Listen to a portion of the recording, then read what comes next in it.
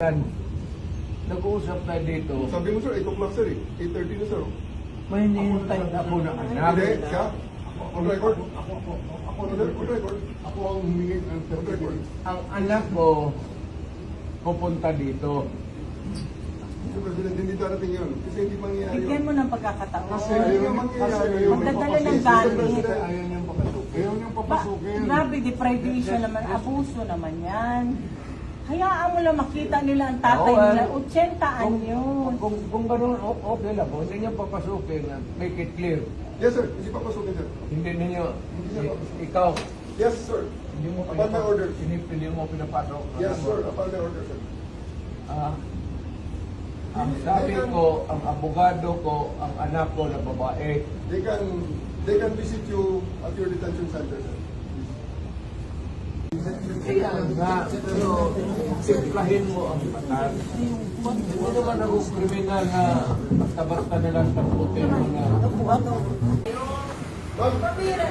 Do not lay a finger. Go! 18 years old kayo lahat? Go! Hindi makalakad ng maayos? Mawa naman kayo. Sandali Kaya lang. ang gusto niyo, mangyayari yan. Sandali lang.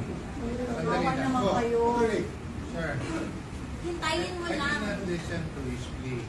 Even if he's going to live here and live out of the country, he will be there for long. Ang hinihingi niya lang na ikaw naman sir, para naman tayong glolokohan dito. Kamura-mura ng pamasahe papunta ron. Dalawang anak nandito. Paghihina ka naman. Yes sir.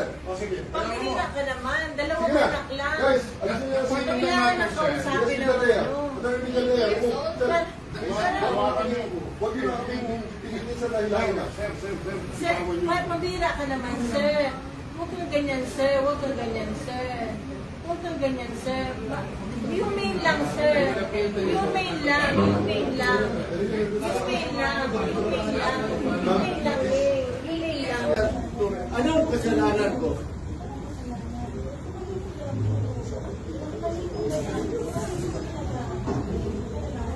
Wag!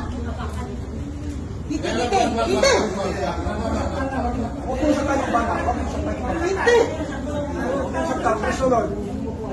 Akin na yung anak ko!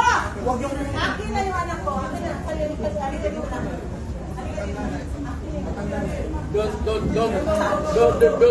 Don't do it personal. Akin na lang.